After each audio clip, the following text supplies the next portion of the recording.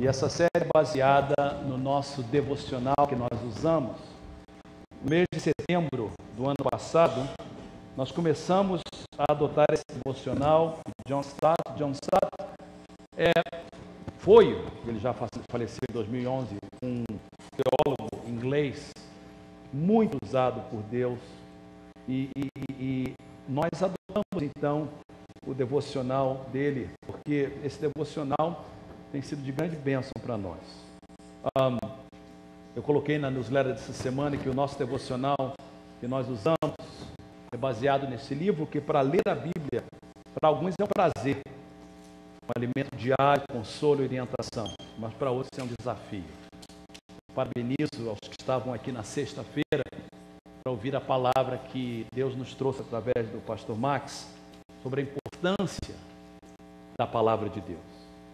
Às vezes a gente faz para achar que é obrigação, às vezes nós agendamos e não cumprimos, mas ler a Bíblia é não só obrigação de todo crente, mas é uma necessidade das nossas vidas.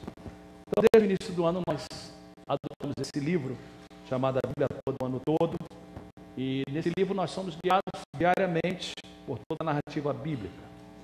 Essa obra, ela celebra o conteúdo bíblico, a confiança na palavra de Deus, que é o único Senhor da história. E a gente aprende coisas práticas.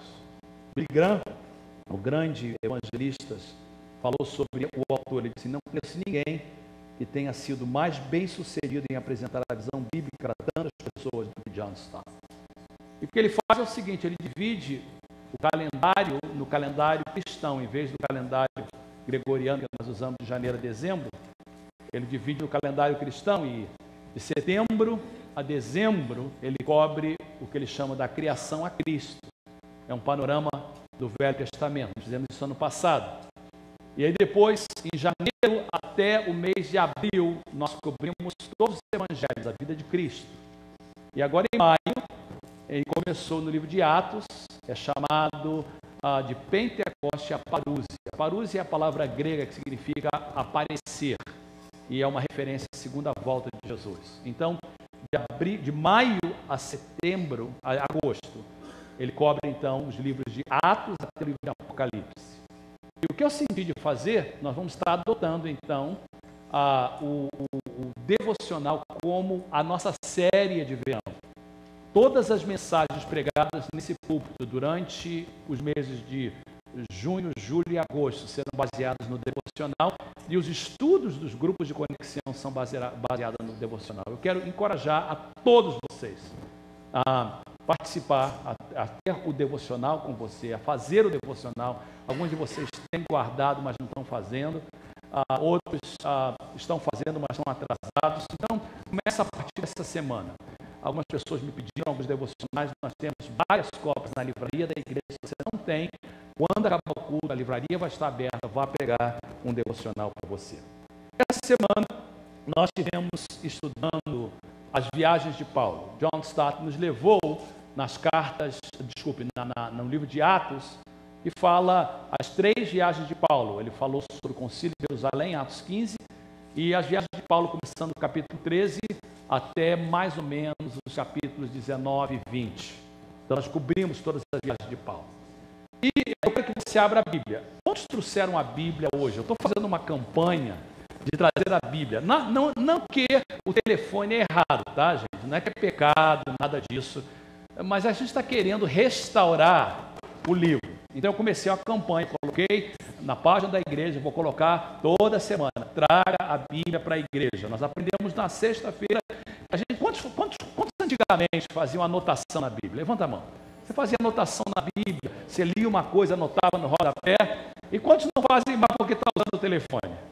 É verdade, não é? Eu vou ser sincero também, porque no telefone a gente pode fazer assim, uma anotação, mas não é a mesma coisa. Então, vamos restaurar o uso da Bíblia, tá bom? Então, a gente vai ler bastante a Bíblia hoje. Então, pegue a sua Bíblia. Se você não tem a Bíblia, usa o telefone, mas desliga e põe no modo avião para não tocar durante o culto, e não entrar um Facebook aí, no Instagram para você. Mas, a partir da semana que vem, vamos tentar trazer uma Bíblia. Se você não tem Bíblia, na livraria tem muita Bíblia, você adquira uma. Atos capítulo 17. eu quero compartilhar com vocês uma palavra que está no meu coração essa semana. Aliás, essa palavra começou quando eu estava em Goiânia, ensinando para os pastores no intensivo. Eu ensinei no livro de Apocalipse e quando eu cheguei nessa parte, eu senti um grande desejo de resgatar esse ensinamento que eu quero trazer para vocês hoje. Mas mantenha a Bíblia aberta, Atos 17, fica com ela aberta só para a gente entender o contexto, tá? Então, Atos 17, mantenha a Bíblia aberta e olhe para mim. Paulo está na sua segunda viagem missionária. Ele tinha ido na cidade de Tessalônica, que é na parte da Macedônia. Ele chegou em Filipos. Lembra que aquela história que ele tem a visão do anjo, que o anjo diz para ele assim: passa a Macedônia e ajuda-nos. Aí Paulo então passa da Ásia para a Europa, e a gente aprendeu isso no devocional, chega na primeira cidade europeia, que é a cidade de Filipos. Ali ele prega o evangelho, possivelmente o Lucas se une a ele, o companheiro de viagem dele é Silas e mais tarde Timóteo. E em Filipos há uma grande salvação de uma casa inteira, de uma mulher chamada Lídia. Ali ele é perseguido, é colocado na prisão e de uma forma milagrosa, Atos 16, Deus tira ele da prisão. Quando a Bíblia diz que há um terremoto, a prisão abre, o carcereiro quer se matar, Paulo diz: não se mate, nós estamos aqui. Ele diz: o que eu posso fazer para ser salvo? Crê no Senhor Jesus Cristo, será salvo toda a tua casa. Naquela noite Paulo batiza a casa dele inteira. E Paulo vai para outra cidade chamada Tessalônica, ali ele prega o evangelho, uma grande perseguição, Paulo é deixado quase que como morto ali. E ele vai para Bereia, e ali ele prega o evangelho, e por causa da grande perseguição, seus companheiros, Silas e Timóteo, ficam tratando da igreja, cuidando da igreja, e Paulo fica esperando por eles em Atenas. Atenas é a capital da Grécia, Grécia antiga, Grécia cheio de cultura, mas também cheio de idolatria. Paulo está em Atenas, acorda de manhã, ele vai para o mercado, começa a falar de Jesus, mas Paulo está no seu coração perturbado de ver tanta idolatria, de ver tantas pessoas afastadas de Deus. E Paulo olha assim, e o sentimento de Paulo deve ser o nosso sentimento. Ele diz: gente, tanta gente perdida, tanta gente que, se morrer dessa forma, vão estar completamente separados de Deus. Eu e Tereza estávamos vindo para a igreja, e quando estávamos vindo, havia um grupo enorme de ciclistas. Eles estavam saindo da Skyline, subindo pela Shore Park, indo descer para a Pacífica. E era um grupo tremendo, mais de 100, 150, eu não vi até o final, passando. E a gente perguntou no nosso coração, e elas: quantas dessas pessoas será que conhecem Jesus? Essas pessoas não estão indo para a igreja, elas acordaram cedo, era mais ou menos 8h15 da manhã, já estão na sua bicicleta. Quantos delas realmente conhecem a Jesus? E Paulo então estava preocupado com isso, e ele olha na cidade e vê muitas pessoas adorando a ídolos, e o coração de Paulo está perturbado. Finalmente ele encontra um altar que tem uma inscrição ao Deus desconhecido. Paulo aproveita essa descrição e diz: aqui é onde eu vou entrar para pregar o evangelho. E ele então vai ao mercado e começa a anunciar o evangelho. Ele é convidado a ir ao lugar onde os filósofos debatiam filosofias, e Paulo começa a pregar e fala da criação, fala que Deus criou todas as coisas, apresenta o evangelho. E Paulo então apresenta o evangelho para os atenienses, e agora eles conhecem a verdade. Agora eles sabem o que significa servir a Deus. Agora eles sabem que idolatria é pecado. E a gente começa então no capítulo 17 de Atos. Abra, por favor, a sua Bíblia, se ainda não estiver aberta. E no versos de número 30 a 31, Paulo faz uma afirmação tremenda, aliás, várias afirmações que servirá de base para nós essa manhã. É isso que ele diz. No passado, Deus não levou em conta essa ignorância. A palavra ignorância é derivada de duas palavras gregas: ignosis. Ig significa não, gnose significa conhecimento. Uma pessoa ignorante é uma pessoa que não tem conhecimento. E Paulo diz assim, olha, no passado, Deus não levou em conta o que você não conhece. Deus não levou em conta essa ignorância, mas agora ordena que todos, em todo lugar, se arrependam. Pois estabeleceu um dia em que há de julgar o mundo com justiça por meio do homem que designou, e deu provas disso a todos, ressuscitando-o dentre os mortos. Muito bem. Eu vejo nessa passagem, nessas afirmações de Paulo, 3 importantes verdades. Eu gostaria de deixar com vocês. A primeira verdade é essa que está projetada para vocês, ela serve de base para toda a mensagem. Leia comigo, por favor, está projetado todos juntos. Não somos responsáveis pelo que não sabemos, mas somos responsáveis pelo que sabemos. Muito importante isso. Paulo diz que no passado Deus não leva em conta o tempo da ignorância. Ou seja, Deus nunca vai nos pedir conta daquilo que a gente não sabe. Deus nunca vai pedir conta a alguém daquilo que ela nunca foi recebida, uma verdade que nunca foi chegada a ela, que ela nunca foi confrontada. O que a gente não sabe, Deus não vai pedir conta. Agora, a segunda parte é importante, principalmente para nós como crentes. Nós somos responsáveis pelo que sabemos. Eu falo isso que por 32 anos a Igreja Mensagem de Paz existe. Por 32 anos eu estou nos púlpitos dessa Igreja Mensagem de Paz, não necessariamente neste púlpito em particular. Começamos em São José, fomos para São Francisco, andamos por aí, estamos aqui há vários anos. Nesse púlpito prega pastores, nós temos grupos de conexão com líderes, homens e mulheres ungidas por Deus.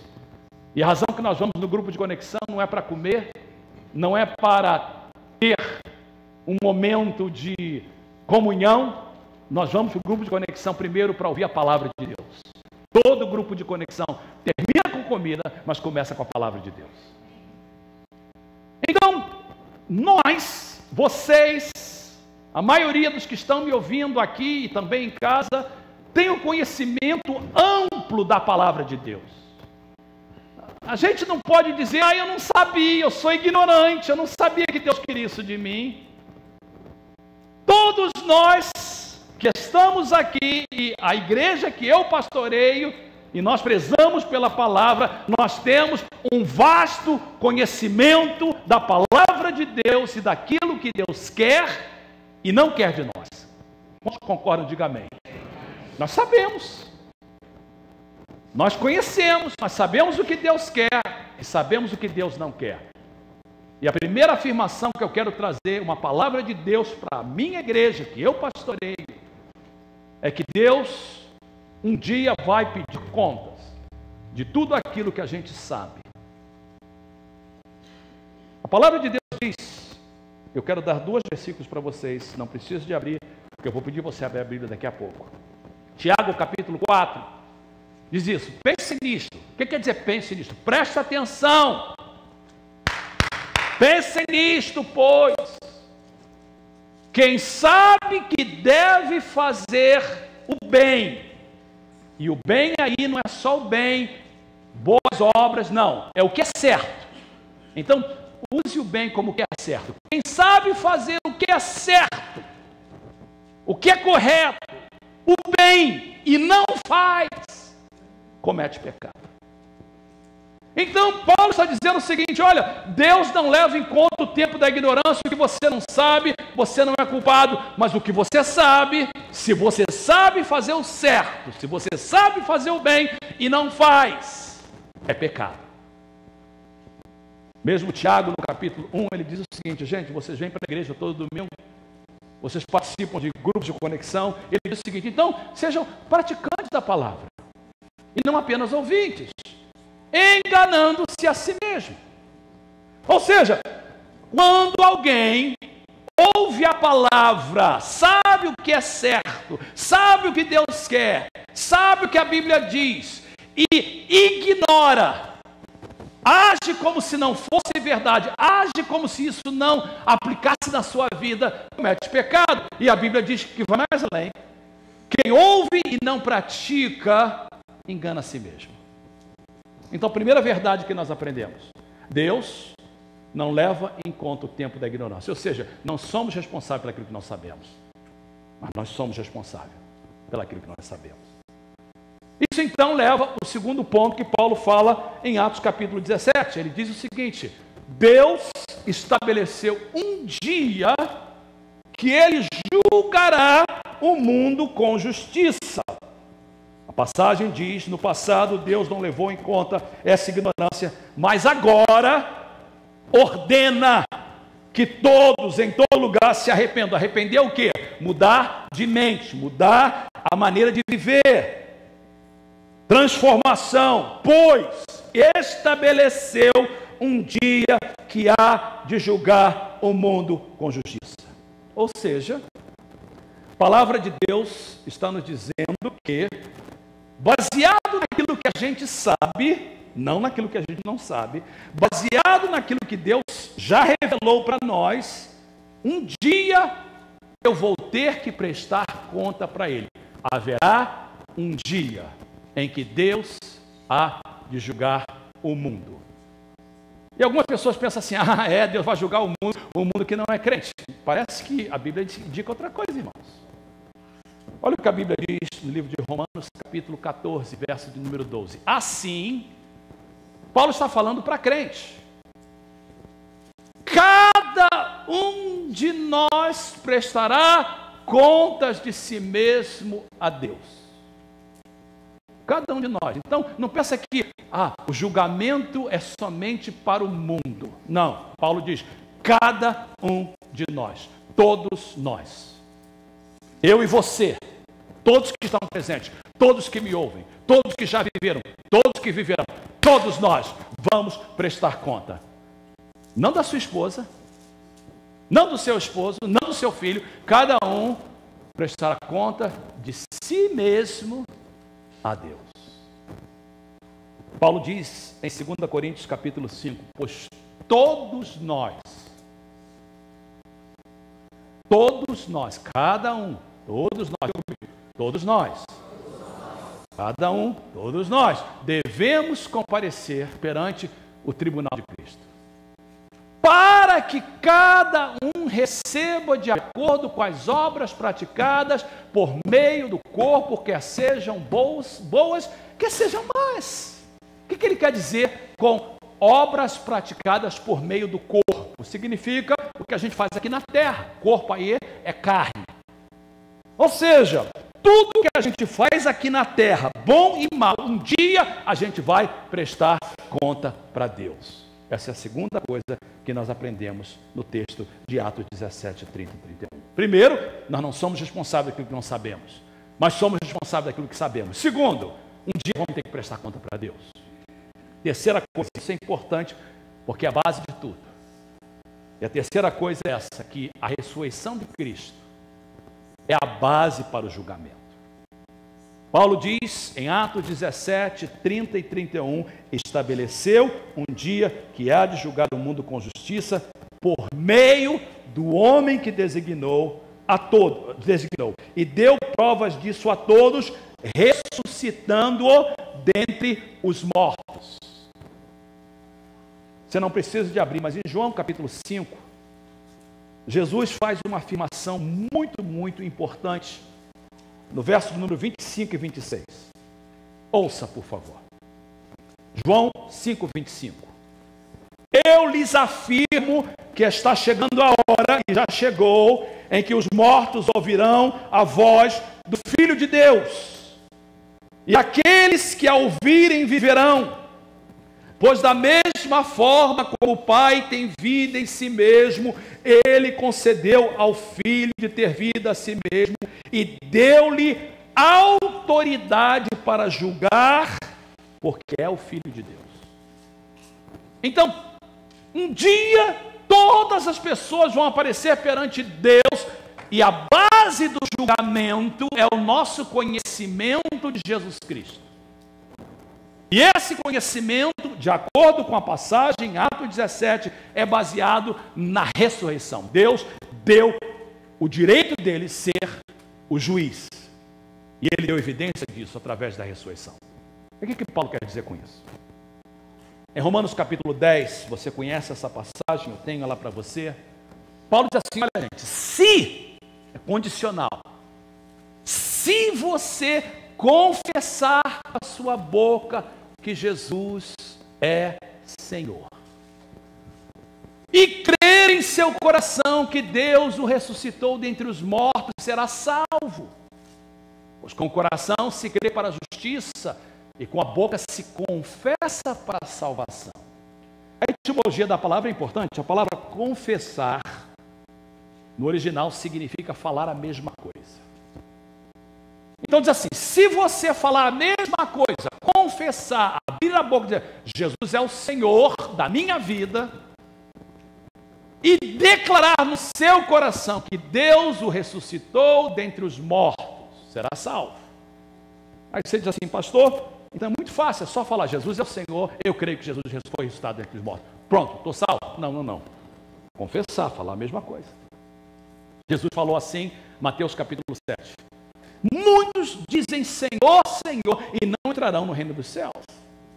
Naquele dia muitos dirão, Senhor, Senhor, em teu nome, fui na igreja, ia no grupo de conexão, às vezes não ia, mas às vezes eu ia, lia a Bíblia, dava dízimo, dava missões, orava, testemunhava, nunca vos conheci. Em Lucas capítulo 6, Jesus diz assim, por que vocês me chamam Senhor, Senhor, e não fazem o que eu mando? Confessar que Jesus é o Senhor e que Deus ressuscitou dentre os mortos, a segunda parte é assim, com o coração se crê, para a justiça, e com a boca se confessa para a salvação. O que quer dizer isso? Com o coração se crê para a justiça. Ou seja, crer é convicção.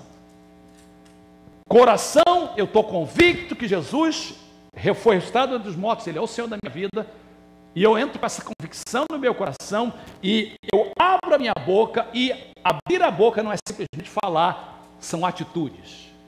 A minha crença e a minha atitude é a mesma coisa. Confessa, fala a mesma coisa. Eu não creio numa coisa, mas vivo outra coisa. Eu não creio que Jesus é o Senhor, mas vivo como se Ele não fosse. Eu não creio que uma coisa é errada, mas faço ela da mesma forma. Não. Confessar que Jesus é o Senhor é crer e viver. Quantos entenderam? Diga amém. Paulo está dizendo então 3 coisas para a gente. Primeiro, um dia Deus vai julgar o mundo, e Ele vai julgar baseado naquilo que a gente sabe. E esse julgamento é baseado no fato se você confessou e creu que Jesus é o Senhor. Bem, o que eu quero fazer em poucos minutos é levar vocês para esse segundo ponto, que é o dia do julgamento. Paulo fala desse dia do julgamento, Jesus fala do dia do julgamento. Eu vou mostrar para vocês que daqui a pouco Daniel também fala desse dia do julgamento. Então vamos olhar onde fala na Bíblia sobre esse julgamento, e eu quero que vocês abram a sua Bíblia no livro de Apocalipse, capítulo 20. Abra a Bíblia aí, por favor. É importante você entender que João está usando linguagem figurada. O livro de Apocalipse é um livro simbólico. João está ensinando por metáforas. E ele diz assim, olha, eu vou te dizer o que eu vi. Capítulo 20 de Apocalipse, verso de número 11. Depois, eu vi o grande trono branco, aquele que nele estava sentado. A terra, o céu, fugiram da sua presença. Não se encontrou lugar para eles. Verso 12. Vi também os mortos, grandes e pequenos, em pé diante do trono. Os livros foram abertos. E outro livro foi aberto, o livro da vida. Os mortos foram julgados de acordo com o que tinham feito, segundo o que estava registrado nos livros. O mar entregou os mortos que nele havia A morte e o Hades entregaram os mortos que neles havia, e cada um foi julgado de acordo com o que tinha feito. Então a morte e o Hades foram lançados no lago de fogo. O lago de fogo é a segunda morte. Aqueles cujos nomes não foram encontrados no livro da vida foram lançados no lago de fogo. Para um pouquinho, a gente vai continuar lendo. João, então, ele vê algo que vai acontecer no futuro. Deus dá a ele uma visão e ele começa a tentar descrever. Diz assim, olha, eu vi um trono. Trono fala de juízo, de soberania. Eu vi um que estava sentado no trono. E eu vi os mortos, grandes e pequenos. Todo mundo ressuscitou e todas as pessoas se apareceram perante ele. Aí João diz assim, olha, eu notei que eu vi, e ele está usando novamente, é importante enfatizar isso, linguagem simbólica, eu vi livros. E nesses livros estavam escritos todas as coisas que essas pessoas fizeram, tanto boas quanto ruins, tudo estava escrito nos livros. Mas eu também olhei, do outro lado, eu vi um outro livro. Primeiro era livros, plural, outro livro, o livro da vida. Quem não tinha o nome no livro da vida, foi lançado no lago de fogo e enxofre. E ele diz, essa é a segunda morte. Essa é a separação. Morte, separação eterna de Deus. Onde nós concluímos que um dia, tão certo como você está ouvindo a minha voz, vivendo essa manhã, um dia todos nós vamos aparecer perante o Senhor num grande julgamento. E nós seremos julgados baseado nesses dois fatores. O que está escrito nos livros, ou se o nome está escrito no livro da vida. Aí o anjo chama, por exemplo, Serafim da Silva. Serafim da Silva, venha. Serafim vem. E aí abre-se os livros. Tudo que Serafim fez de bom e de ruim está ali. Ele fez algumas coisas boas. Mas a Bíblia diz que todos pecaram e destituídos estão da glória de Deus. Por mais bem que a gente faça, a Bíblia diz que sempre o mal, sempre as coisas ruins vão ser maior. E se a gente confiar que a nossa própria justiça vai nos livrar do lago de fogo e enxofre, a gente está enganado. E aí o serafim, o anjo vai começar a ler e ler e ler, e daqui a pouco Deus diz assim, não tem jeito, serafim, sinto muito, lago de fogo e enxofre para o serafim. Triste, queridos, porque é a segunda morte. Eu não estou falando de inferno, eu estou falando de separação de Deus para sempre. Triste. Não há segunda oportunidade. Aí Deus chama William Silva. Aí William vem com a sua guitarra, chapéu de cowboy. Deus diz, não, aqui não tem negócio de sertanejo não. É só você. Ele vem, eu noto que o William está robusto, bastante cabelo, corpo glorificado. Aí os livros se abrem, e quando os livros se abrem, o William começa a tremer. Porque ele sabe as coisas erradas que ele fez. E aí o anjo começa a procurar o William Silva. Cadê? Não acho nada aqui. Mas cadê? Como é que não? Houve um erro no computador do céu? Aí Deus fala assim, dá uma olhadinha no livro da vida. Aí abre lá o livro da vida, e o anjo fala assim, é por isso, Senhor. Aqui está o nome dele, William Silva. Presta atenção. A Bíblia diz que quem tem seu nome no livro da vida, lá Romanos 10, a saber, todo aquele que crê nele e confessa é justificado. A palavra justificado é uma palavra técnica que significa feito justo novamente, como se nunca tivesse pecado antes.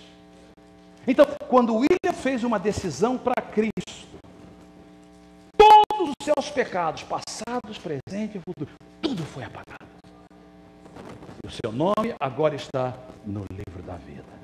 Aí Deus diz assim, William, já que o seu nome está no livro da vida, então eu só quero ver as coisas que você fez para mim lá na terra, porque eu tenho um galardão para você. Olha o capítulo 21, por favor. Capítulo 21.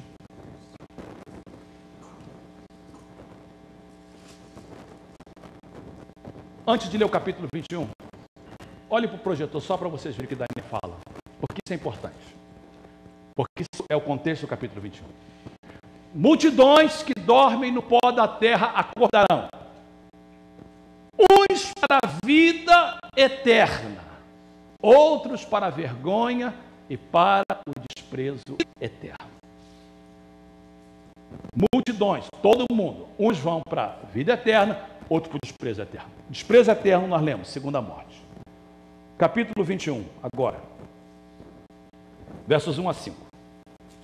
Eu vi novos céus, nova terra, pois o primeiro céu e a primeira terra tinham passado. O mar já não existia. Eu vi a cidade santa, Nova Jerusalém, que descia do céu da parte de Deus, preparada como uma noiva adornada para o seu marido. E ouvi uma forte voz que vinha do trono e dizia: agora o tabernáculo de Deus está com os homens, com os quais ele viverá. Eles serão o seu povo. O próprio Deus estará com eles e será o seu Deus.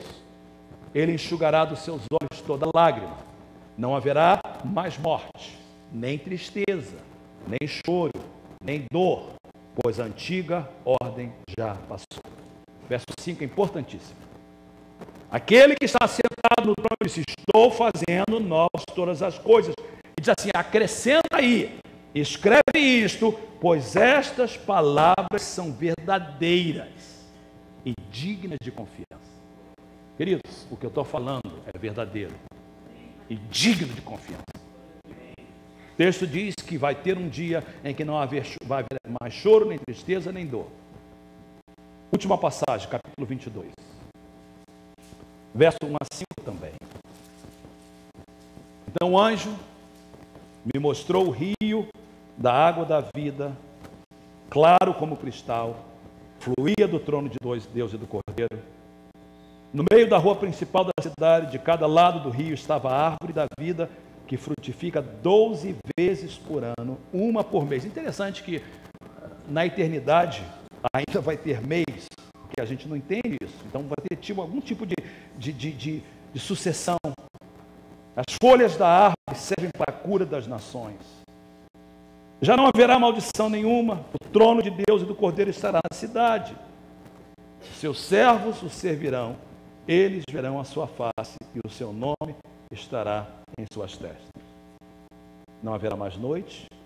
Eles não precisarão de luz, de candeia, nem da luz do sol, pois o Senhor Deus os iluminará e eles reinarão para todo o sempre. Preste atenção, porque eu quero que você entenda tudo que a gente está falando. Paulo diz o seguinte, gente: Deus não leva em conta o tempo da ignorância, mas uma vez que você sabe o que você sabe, você vai prestar conta. Um dia haverá um grande julgamento. E você precisa de viver uma vida digna para que quando você chegar lá, você possa encontrar-se perante o Senhor, através da vida, morte e ressurreição de Jesus Cristo, digno para entrar no céu. Porque a alternativa será terrível. O inferno é real. Eu chamo o título dessa mensagem, eu deixo dar o título no final: lições do juízo final.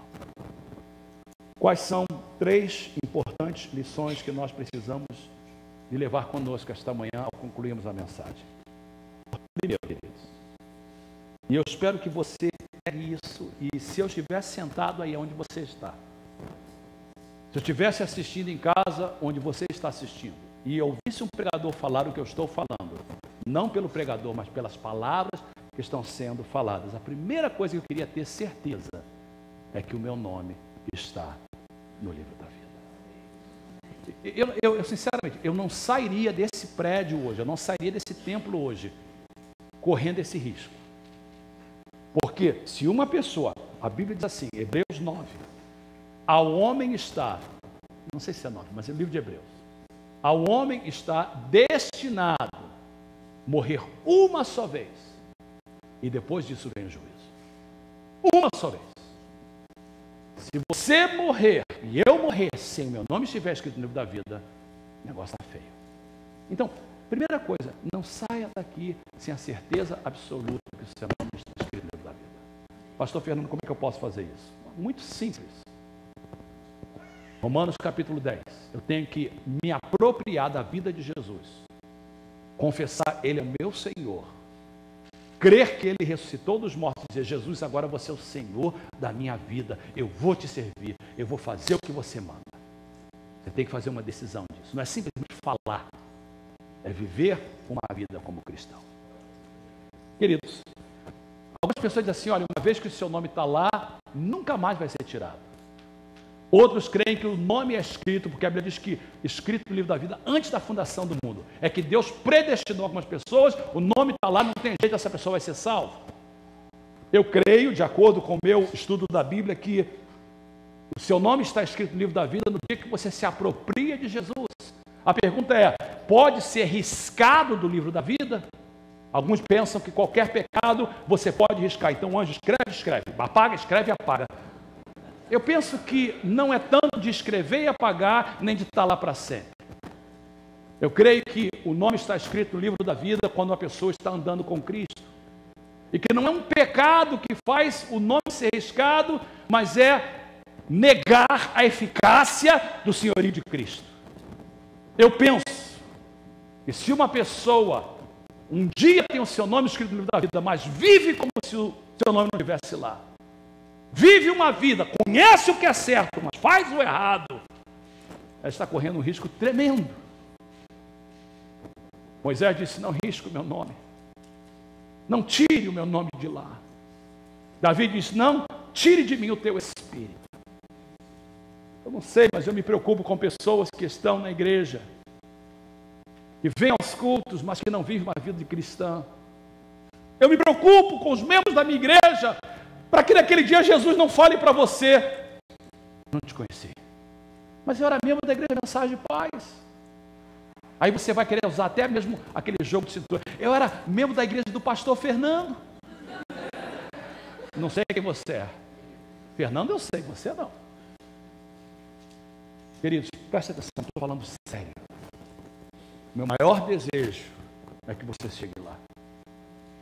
Mas eu preciso te falar uma palavra muito dura. Eu estava orando essa manhã, acordei 6 da manhã. Eu disse para minha esposa, eu tive um tempo tremendo de oração. Eu orei pelo primeiro culto, eu sabia o que ia acontecer lá. Eu orei para esse segundo culto e o Senhor mandou me dizer que há pessoas aqui, nessa manhã, que se você chegar perante o julgamento do Senhor, você não vai ser absolvido. Tem gente na nossa igreja que brinca de crente, mas não é crente. Eu quero te ajudar a se converter.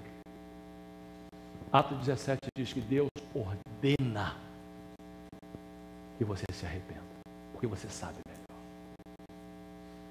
Vamos passar por uma transformação. Eu preciso de entregar isso, porque senão eu sou culpado. Essa manhã, antes de participar da ceia, você tem que se converter, porque você conhece mais do que as pessoas que estão lá. Se assegure que o seu nome está lá. Segunda coisa, que é a consequência da primeira. Nós devemos viver uma vida agradável a Deus, não de perfeição, mas agradável a Deus. Sabendo que nós vamos um dia prestar conta para Ele. Gente, vamos viver uma vida para quando chegar no dia, você falar assim, Senhor, eu não fui perfeito não, mas o que eu podia fazer para Ti eu fiz. Eu não entendo esse negócio do galardão, não sei como é que vai ser, mas eu sei que eu vou receber, você vai receber, ninguém vai ter inveja um do outro. Mas eu quero chegar lá em cima e falar, Senhor, eu fiz tudo o que você me deu para fazer. Eu quero chegar e falar como Paulo, combati o bom combate, acabei a carreira, guardei a fé. Pode me dar o meu galardão. Eu espero que cada um aqui viva esse tipo de vida. Nada nesse mundo, por mais lindo que seja, nada nesse mundo justifica perder o seu galardão. O que o mundo tem para te oferecer é tão passageiro. Uma passagem que me vem à mente agora, o Espírito Santo está me trazendo à mente, diz assim, que pela fé Moisés preferiu sofrer com o povo de Israel do que gozar temporariamente com os prazeres do pecado. O mundo tem prazer, mas é temporário. O que Deus tem para você, o galardão, é eterno. Número 3, que é a consequência. Nós devemos pregar o Evangelho. É hora da gente arregaçar as mangas mesmo e pregar esse Evangelho, porque se o mundo que está lá fora não ouvir desse Evangelho, eles também vão estar perante o tribunal de Cristo. E a gente precisa de alertar o mundo que um julgamento está chegando. Feche seus olhos, curva a sua cabeça. Eu vou pedir ao Walter, por favor, querido, se você pode programar uma música. Queria que ninguém andasse, ninguém falasse. A gente vai participar da ceia em alguns segundos. Mas eu queria fazer 2 apelos importantes. Eu estendo esse apelo a você que está em casa. Eu quero perguntar nessa manhã o seguinte. Primeiro, você tem certeza absoluta que se você não tiver certeza absoluta,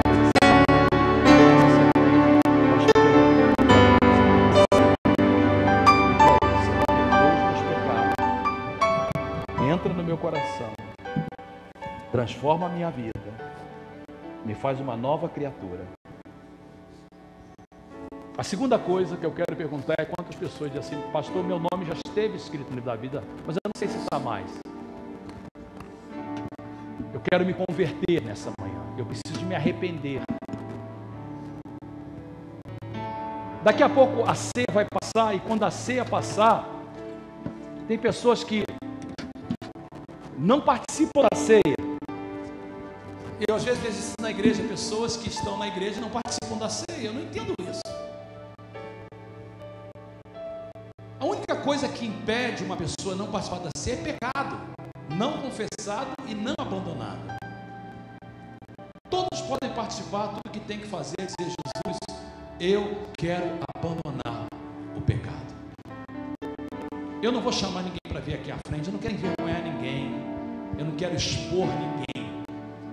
Eu queria pedir mais uma vez que todos estivessem de olhos fechados, cabeça baixa. Se nessa manhã você diz, pastor Fernando, eu preciso de ter certeza que o meu nome está escrito no livro da vida.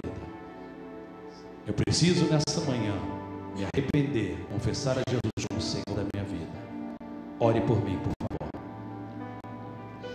Sem vir na frente, onde você está, sem ficar em pé. Se você é essa pessoa, levante a sua mão, eu quero orar por você. Deus abençoe, Deus abençoe. Há mais alguém nesse momento? Toda igreja, esse é o momento de entrega, esse é o momento de confissão, esse é o momento de entrega. Agradeço a Deus por todos que levantaram as mãos. Eu estou pregando a palavra de Deus. Esta palavra é verdadeira e fiel, digna de toda aceitação. E eu oro que você nesse momento esteja com a vida certa perante Deus. Novamente, não é baseado nos seus méritos, é baseado no que você conhece. E você aplicar o sangue de Jesus na sua vida. De olhos fechados, cabeça baixa, deixa eu orar por você. Pai querido, em nome de Jesus eu quero orar em favor de todas as pessoas que levantaram as mãos e que reconhecem que correm o perigo de sair daqui essa manhã sem ter o seu nome escrito no livro da vida. Haverá um julgamento e esse julgamento ocorrerá. Todos nós vamos nos apresentar perante o Senhor. Eu oro, Senhor, que as pessoas que levantaram as mãos possam sair daqui perdoadas, transformadas. E, Senhor, aquelas pessoas que estão na igreja, talvez até mesmo sejam membros da igreja, mas não são membros do teu corpo, porque não vivem uma vida de acordo com o teu conhecimento. Eu oro que essa manhã elas possam sair daqui arrependidas, transformadas, E que a gente saia daqui, Senhor, sabendo que um dia vamos prestar conta de tudo, baseado no nosso conhecimento. Eu agora quero consagrar os elementos da ceia do Senhor para representar o corpo e o sangue de Jesus. Sangue vertido na cruz, corpo partido por nós. A palavra de Deus diz: na noite em que Jesus foi traído, tomou o pão, tendo dado o cálice, tendo dado graça, partiu, disse: este é o meu corpo partido por vocês, fazei isto em memória de mim. Semelhantemente também, depois de cear, tomou o cálice, dizendo: esse cálice é o novo testamento do meu sangue, fazei isto todas as vezes que bebedes em memória de mim. Todas as vezes que vocês comerem este pão e beberem esse cálice, anunciai a morte do Senhor até que venha. E aí Paulo diz assim: portanto, cada um examine-se a si mesmo, coma deste pão, beba deste cálice. O que come e bebe indignamente, come e bebe condenação para si mesmo. Mas se nós julgarmos a nós mesmos, não seremos condenados com o mundo. Nessa manhã nós nos apropriamos da graça de Jesus e do perdão que Ele tem para nós e participamos da ceia do Senhor, em nome de Jesus. Amém. O pão vai ser passado e você vai notar que ele precisa ser partido. Pegue um pedaço de pão e um cálice e aguarde para participarmos todos juntos. Ore ou cante esse canto junto com esse grupo que está nos dirigindo nesse momento. De cruz surgiu, dela um dia fugiu, como emblema de vergonha e dor. Mas eu amo essa cruz, porque nela Jesus deu a vida por mim, pecador. Sim, eu amo a mensagem da cruz, é morrer.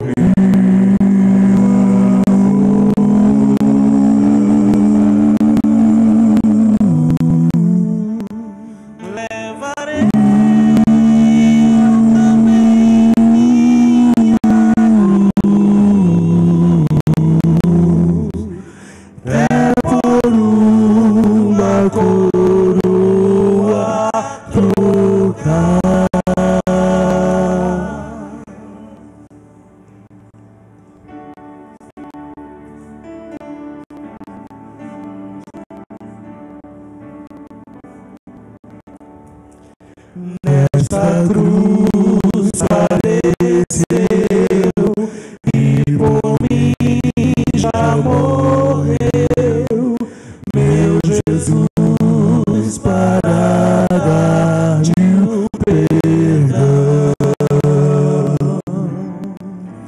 Eu me alegro na cruz, dela vem graça e luz para minha santificação.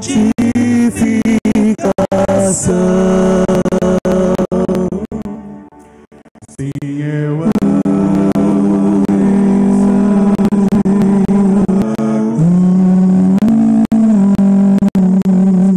até morrer.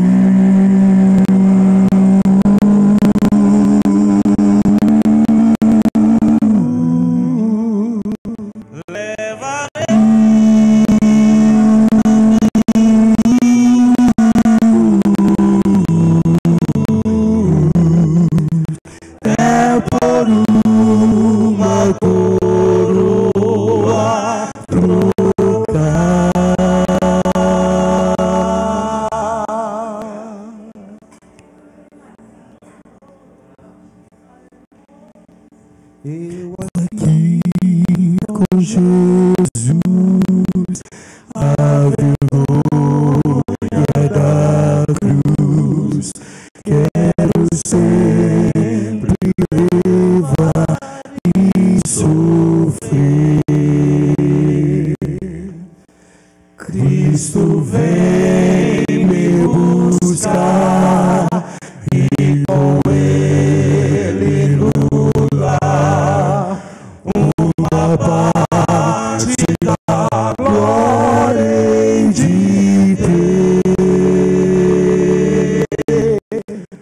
Sim, eu amo a mensagem da cruz, até morrer eu a vou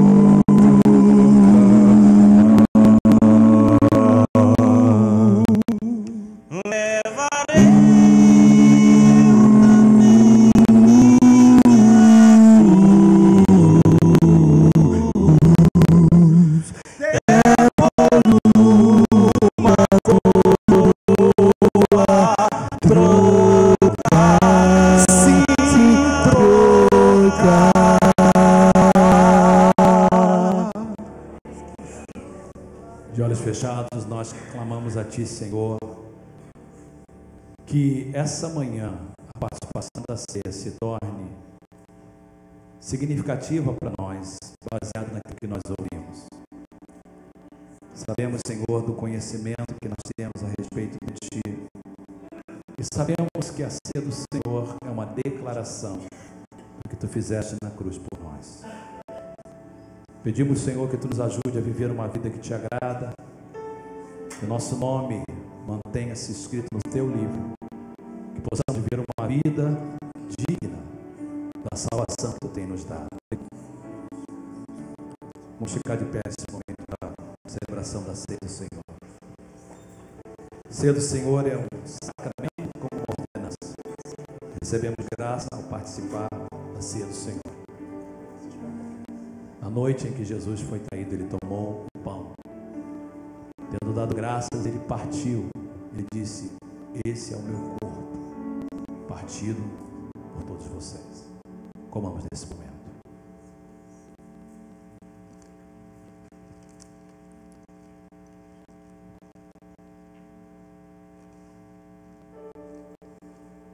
O comer o pão não é ingerir Jesus, mas é ingerir a vida de Jesus em nós.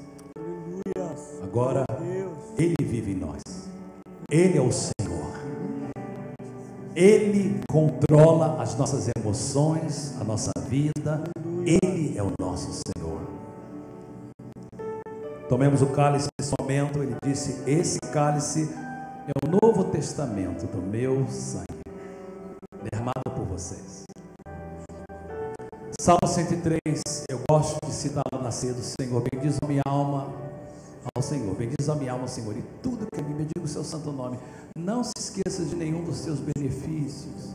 É Ele que perdoa todas as nossas iniquidades e sara todas as nossas enfermidades.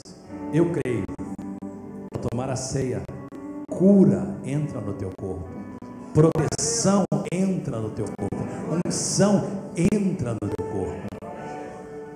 Em nome de Jesus, agora nós tomamos esse cálice. Tomamos todos juntos nesse momento. Ei, Jesus. Passe o cálice e cante comigo. Sim, eu amo a mensagem da cruz, é morrer.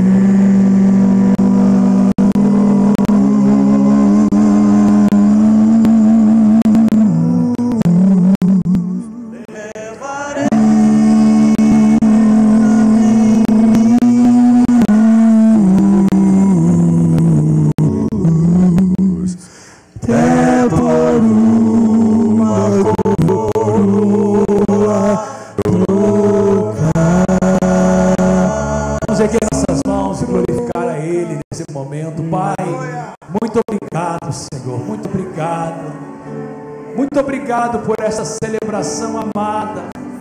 Muito obrigado, Senhor, ao Pai, por tudo que Tu tens feito em nossas vidas. Nós Te louvamos, nós Te adoramos, nós glorificamos a Ti. Muito obrigado, Jesus, pela nossa salvação. Obrigado, Senhor. Comunhão também não é somente um ato com Ele, mas com o irmão também. E eu gostaria que você virasse para uma pessoa que está perto de você e desse um abraço, um aperto de mão, porque ela faz parte do teu corpo em Cristo Jesus. Nesse momento, vamos demonstrar o nosso carinho, a nossa comunhão pelos nossos irmãos. Mantenham-se em pé para alguns anúncios finais.